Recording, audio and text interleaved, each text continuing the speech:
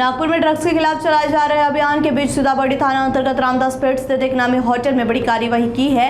Hotel के एक कमरे में चल रही कथित ड्रग्स पार्टी पर छापा मारकर 3 युवकों को गिरफ्तार किया गया है। मामले की गंभीरता को देखते हुए अदालत ने तीनों आरोपियों को 3 दिन की पुलिस रिमांड पर भेज दिया है। अब पुलिस पूरे ड्रग्स नेटवर्क और सप्लाई चेन की जाँच में जुटी हुई है।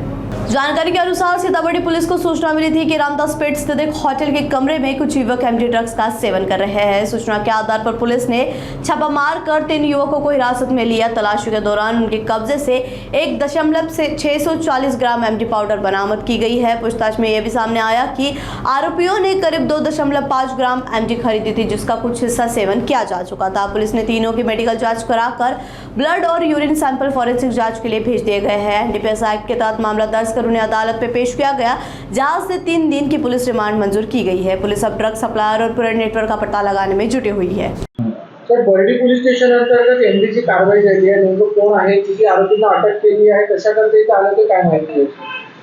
सीताबर्डी पोलीस स्टेशनला अपराध क्रमांक 449/26 एनडीपीएस ॲक्ट प्रमाणे एक गुन्हा दाखल झालेला आहे। सदर गुन्ह्यातील आरोपी हे गोंदियावरून काही कामानिमित्त नागपूर शहरामध्ये आलेले होते। ते 3 मित्र होते आणि ते एका हॉटेलमध्ये थांबून त्यांनी तिकडून येतानाच त्यांच्यासोबत जो एमडीचा प्रकार आहे तो घेऊन आलेले होते। अशी बातमी मिळाल्यानंतर माहिती मिळाली आम्ही सदर ठिकाणी आमच्या पोलिसांची टीम पाठवली। ती टीम पाठवून तिथे खात्री केली असता ते कन्झ्युम करत असताना मिळून आले तिथे आणि जे उरलेला एमडी आहे तो पण तिथे 1 पॉईंट जवळपास 1.640 मिलीग्रॅम हा तेवढा एमडी तिथे शिल्लक होता। बाकीचा त्यांनी कन्झ्युम केलेला होता।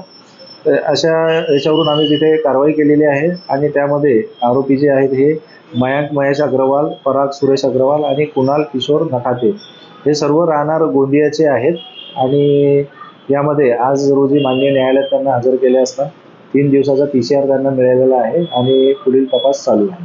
सर, हे अटक आरोपी आहे, काय कामधंदे करतात, यांचा काही रेकॉर्ड आहे का आणि कुठल्या हॉटेलच्या रूममध्ये जे कन्झ्युम करत होते का? नागपूरच्या जे बाहेरून येणारे लोक ते वेगवेगळ्या हॉटेलमध्ये राहत असतात, तसेच हे एका हॉटेलमध्ये राहत होते। परंतु हे जे आहेत हे एक व्यापाराच्या हिशोबातून सर्व तरुण मुले आहेत, काही शिकणारे पण आहेत त्याच्यामध्ये आणि आजकाल ही तरुण पिढी जी आहे ही नशेच्या आहारी जाऊन संपूर्णपणे जी पिढी आहे ती बर्बाद होत आहे। त्यावरून आम्ही ही कारवाई केलेली आहे आणि हे जे आहेत यांचे व्यापार करणारे जे वडील आहेत किंवा कुठला बिझनेस त्यांच्या वडिलांचा असेल त्यांना ते सपोर्ट करण्याचं काम करत होते आणि त्या कामाच्या अनुषंगाने ते इथे नागपूरला आलेले होते।